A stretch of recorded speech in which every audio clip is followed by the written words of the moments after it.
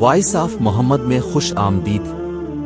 پیارے نبی کریم کے صحابہ کرام کی شاندار زندگیوں پر روشنی ڈالتے ہیں۔ اس ویڈیو میں ہم صحابہ کی قربانی کے متاثر کن سفر کو دیکھیں گے۔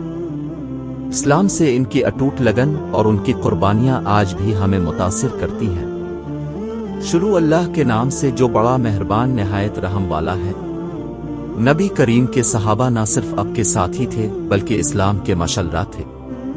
اللہ اور امت کی خاطر اپنا سب کچھ قربان کرنے پر آمادگی ان کے غیر معمولی ایمان کا منبولتا ثبوت ہے۔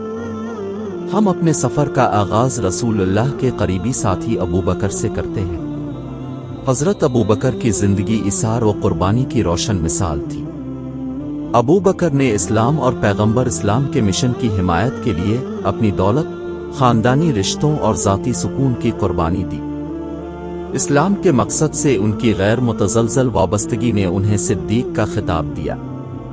اس کے بعد ہم بلال بن رباح کو خراج تحسین پیش کرتے ہیں، جو ایک پیارے ساتھی ہیں جو اپنے اٹل ایمان اور استقامت کے لیے مشہور ہیں۔ بلال کو اسلام قبول کرنے پر بے پناہ ظلم و ستم کا سامنا کرنا پڑا، پھر بھی وہ اپنی عقیدت میں کبھی نہیں ڈگمگائے۔ حق اور انصاف کی خاطر ان کی قربانی آنے والی نسلوں کے لیے مشعلہ ہے۔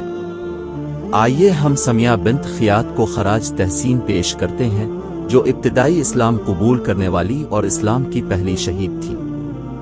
سمیہ نے اپنے شوہر یاسر کے ساتھ مل کر اپنے عقیدے کی وجہ سے وحشیانہ تشدد اور ظلم و ستم کا سامنا کیا۔ ان کی ثابت قدمی اور لازوال قربانی نے اسلامی تاریخ پر انمٹ نقوش چھوڑے۔ پیغمبر اسلام کے چچا حمزہ ایک بہادر جنگجو اور ایک عقیدت مند مسلمان تھے۔ حمزہ نے اپنے ہی قبیلے کی مخالفت کے باوجود اسلام قبول کیا۔ حمزہ کی اسلام سے غیر متزلزل وابستگی اور میدان جنگ میں ان کی لازوال قربانی نے انہیں اسد اللہ کا خطاب دیا۔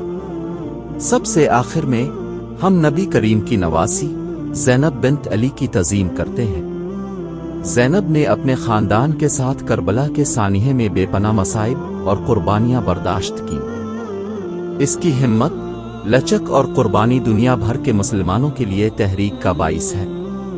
صحابہ کرام کی قربانیاں صرف چند افراد تک محدود نہیں تھیں، بلکہ اسلام کے پیغام کو قائم اور محفوظ کرنے کی اجتماعی کوشش تھی۔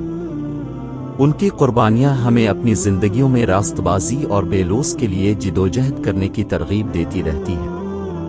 آئیے ہم ان کی اقدار اور تعلیمات کی تقلید کرتے ہوئے ان کی قربانیوں کو یاد رکھیں اور ان کا احترام کریں۔